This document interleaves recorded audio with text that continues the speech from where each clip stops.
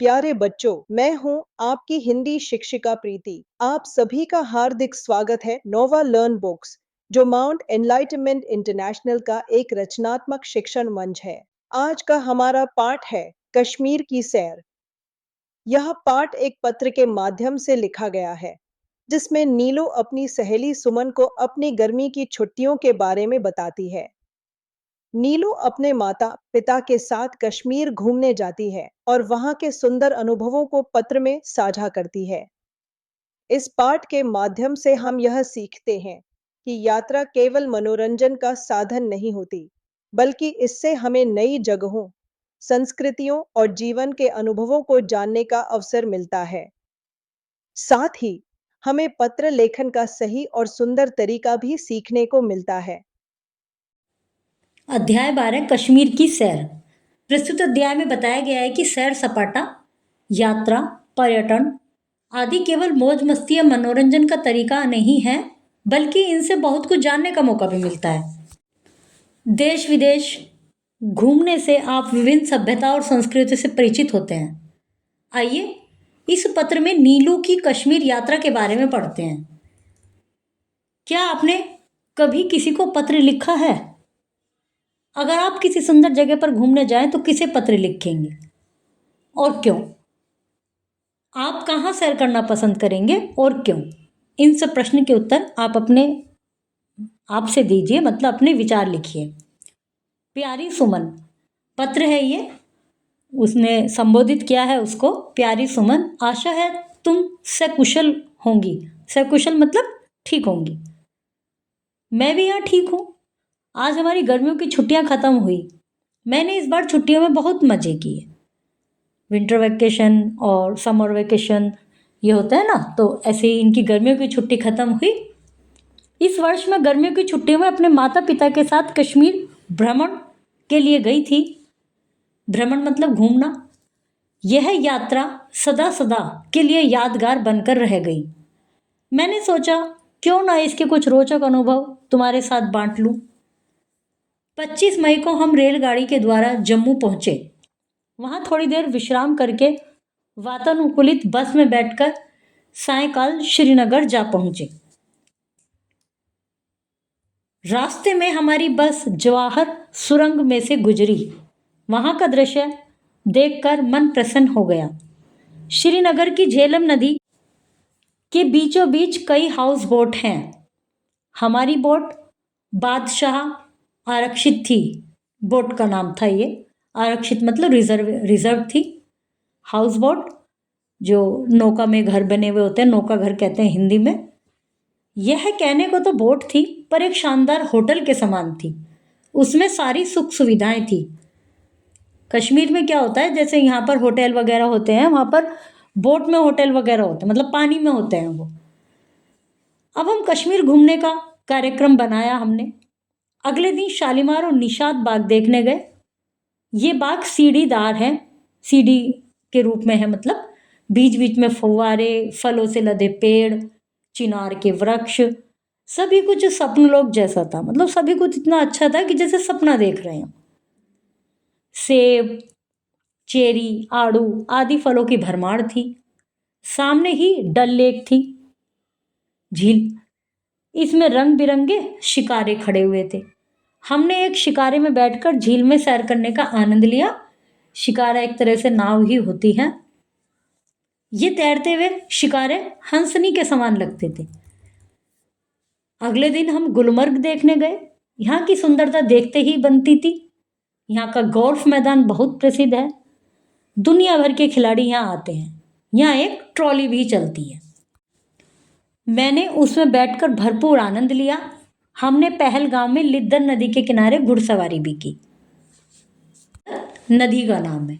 हमने सोनमर्ग भी देखा, जिसे मीडो ऑफ गोल्ड कहा जाता है, जिसका अर्थ है सोने की घास का मैदान। ऐसा लगता है जैसे सोने की घास हो। पंपोर में हमने केशर की क्यारियां देखी। यहां से हमने थोड़ी केशर भी खरीदी। कश्मीर मेवे एवं फलों का भंडार है। केसर दूध वगैरह में डालते हैं, खीर में डालते हैं, वो होता है ना, तो वहां पर बहुत होता है ये। और यहाँ का प्रमुख मेवा अखरोट है। इसके अलावा हम पटनी टॉप और हिल टॉप भी गए। हमने ट्यूलिप गार्डन भी देखा। एक सप्ताह का समय कब बीत गया पता ही नहीं चला। कश्मीर की मधुर यादें लेकर हम दिल्ली लौट आए। अब पत्र समाप्त करती हूँ। पत्र का जवाब लिखना और उसमें तुम अपनी छुट्टियों के बारे में जरूर बताना। चाचा चाची को मेरा प्रणाम कहना। तुम्हारा पत्र का इंतजार रहेगा। तुम्हारी सखी नीलू। चाचा चाची इसने अपनी फ्रेंड के मदर और फादर को बोला, जैसे बोलते हैं ना आंटी अंकल, आंटी नमस्ते अंकल, ऐसे, तो इसने उनको बोला है। और कुछ जरूरी बातें पढ़ लेते हैं कश्मीर के विषय में। कश्मीर को धरती का स्वर्ग कहा जाता है। श्रीनगर का मतलब होता है लक्ष्मी का शहर। जम्मू को आज से 3000 वर्ष पहले सम्राट अशोक ने खोजा था। श्रीनगर स्थित शालीमार बाग को मुगल सम्राट जहांगीर ने अपनी पत्नी नूरजहां के लिए 1619 में बनवाया था, 1619 में। गुलमर्ग यहाँ का एक हिल स्टेशन है। इसे यह नाम 16वीं शताब्दी में सुल्तान यूसुफ शाह ने दिया था। वर्ष में यहाँ अधिकतम तापमान 20 डिग्री और न्यूनतम तापमान 8 डिग्री होता है। अभ्यास कार्य है इस पाठ का। अब है केवल पढ़ने के लिए। बूंद बूंद बचाओ। आदित्य और अनाया शाम को जब खेल कर घर लौटे तो उनके हाथों पैरों में काफी धूल मिट्टी लगी थी। माँ ने उनको बाथरूम में जाकर हाथ पैर धोने को कहा। आदित्य और अनाया जब हाथ पैर धोकर निकले तो उन्होंने नल ठीक से बंद नहीं किया। फिर क्या हुआ? नल से बूंद बूंद पानी टपकता रहा। आदित्य, नल ठीक से बंद क्यों नहीं किया तुमने? देखो कितना पानी बर्बाद हो गया। जाओ ठीक से नल बंद करो। बर्बाद मतलब बेकार, वेस्ट हो गया। सॉरी माँ, मुझे ध्यान नहीं रहा। लेकिन अधिक पानी बर्बाद नहीं हुआ होगा, बूंद बूंद ही तो टपक रहा था। आदित्य बेटा, पानी की एक एक बूंद कीमती होती है। हमें एक बूंद पानी भी बर्बाद नहीं करना चाहिए। यदि हम पानी की बचत नहीं करेंगे तो आने वाले समय में घोर जल संकट का सामना करना पड़ेगा। मतलब जल संकट से मतलब यह है कि पानी नहीं मिलेगा। साफ सफाई तो दूर, पानी पीने को भी तरस जाएंगे हम, पानी की कमी हो जाएगी। लेकिन माँ, हमारी टीचर दीदी तो कहती है कि धरती पर बड़े बड़े समुद्र, नदियाँ, झील आदि हैं। हमारी धरती के 3/4 भाग में पानी ही पानी है। फिर पानी की कमी कैसे हो सकती है? तो मम्मी ने उसको बताया, तुम्हारी टीचर दीदी बिल्कुल सही कहती है, लेकिन समुद्र का जल खारा होता है। ऐसा पानी पीने या सिंचाई के काम नहीं आ सकता। पानी पीने के लिए मीठा पानी चाहिए, जो हमें नदियों या झीलों से मिलता है। नदियों और झीलों का पानी दिन प्रतिदिन कम होता जा रहा है। यदि हम पानी बिना सोचे समझे और व्यर्थ में खर्च करेंगे तो यह पानी जल्दी ही खत्म हो जाएगा। मैं समझ गया माँ। अब मैं एक भी बूंद पानी बर्बाद नहीं करूंगा और अपने दोस्तों को भी बताऊंगा कि पानी बर्बाद नहीं करना चाहिए। शाबाश। चलो, तुम्हारे बोतल में जो पानी बचा हुआ है उसे पौधों में दे दो। कई बार हम स्कूलों में बोतल लेके जाते हैं, पानी उसमें जो बचा हुआ होता है आके उसको फेंक देते हैं। तो ऐसा नहीं करना चाहिए, उसका भी कोई ना कोई यूज़ कर लो। और हाँ, मैंने कल फल सब्जियां भी, कल नहीं, मैंने फल सब्जियां धोकर भी पतीले में पानी रखा है। फल सब्जियां धोने में बहुत सारा पानी वेस्ट होता है। ये तो वास्तव में ही बहुत सही चीज़ है कि उस पानी को भी रखना चाहिए।